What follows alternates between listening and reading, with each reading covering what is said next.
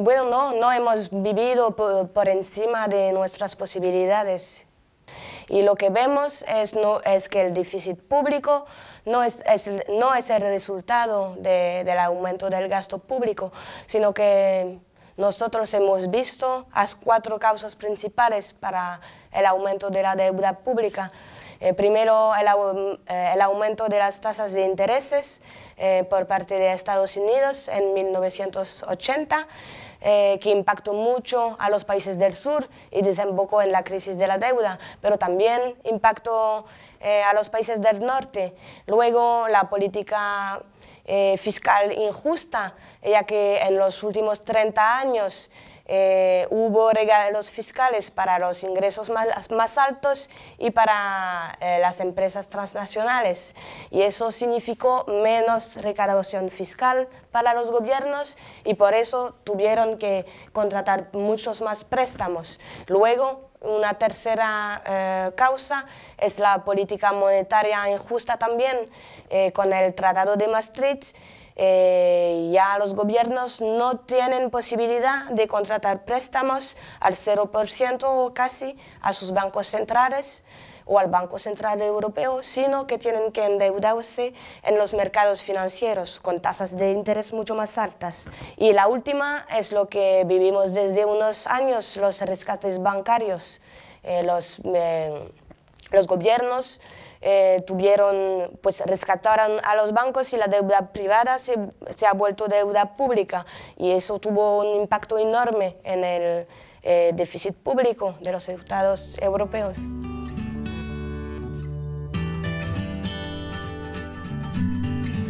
No, la obligación para un Estado de reembolsar su deuda depende de muchos factores. Pues primero, una deuda tiene que ser contraída para el interés general de la colectividad, y además los derechos humanos están por encima del pago de la deuda o de las medidas de austeridades que atentan contra todos nuestros derechos humanos. Así que un gobierno que tiene la voluntad política de hacerlo, muy bien puede repudiar una deuda si no le permite asegurar las necesidades básicas de su población en cuanto a educación, salud, etc.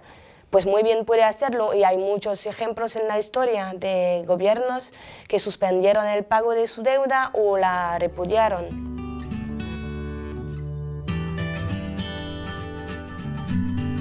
Disponemos de muchos argumentos jurídicos para fundar en derecho la cancelación de la deuda. Por ejemplo, tenemos la doctrina de la deuda odiosa, que ya tuvo aplicación en la historia. Hubo muchos casos a finales del siglo XIX, principios del siglo XX, por ejemplo, con la deuda de Cuba hacia España. Cuba era colonia de España en aquel entonces, y tras la guerra con Estados Unidos para el dominio sobre Cuba, Estados Unidos se negaron a pagar la deuda de Cuba hacia España, diciendo que era deuda odiosa, ya que esa deuda era oriunda de la colonización de España sobre Cuba y no era en beneficio del pueblo cubano, sino en el interés del Estado español. Y hubo más aplicación de esa doctrina, y luego tenemos argumentos como principios generales del derecho, el dolo, la incompetencia del contratante, el enriquecimiento sin causa, etc. Por ejemplo, Paraguay en 2005 repudió una deuda porque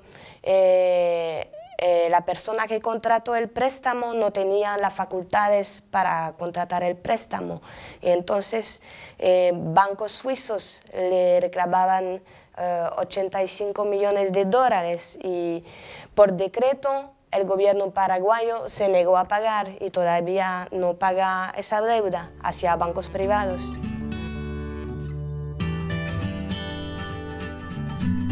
Nosotros del KDTM abogamos mucho por auditorías ciudadanas de la deuda, ya que ante la falta de voluntad política de nuestros gobiernos de repudiar esas deudas y de rechazar las políticas de ajuste, pues proponemos esa herramienta de la auditoría ciudadana y vemos que en Europa hay mucho entusiasmo para este tema y en varios países europeos nacieron grupos de auditoría ciudadana y recién para tener una agenda común y para compartir luchas, experiencias, etc.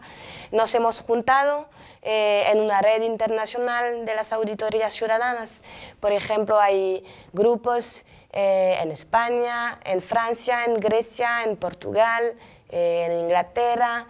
Y recién, por ejemplo, en febrero tuvimos nuestro tercer encuentro en Tesalónicos, en Grecia.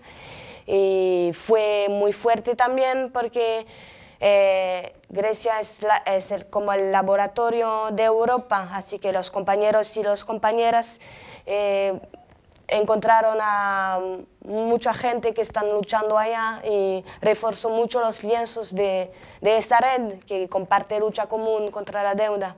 Así que tenemos esperanza en este movimiento de lucha.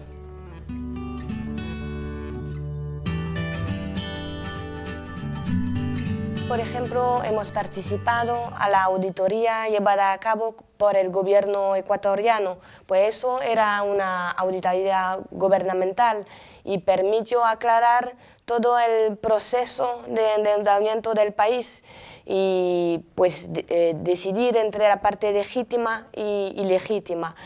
Y por parte de la ciudadanía, pues la idea es la misma, es aclarar sobre los procesos que vivimos. Pues en Europa, por ejemplo, mostrar cómo aumentó esa deuda por políticas fiscales injustas, por los memorándum de la Troika que intentan contra los derechos sociales de la población y atentan a la soberanía de los países.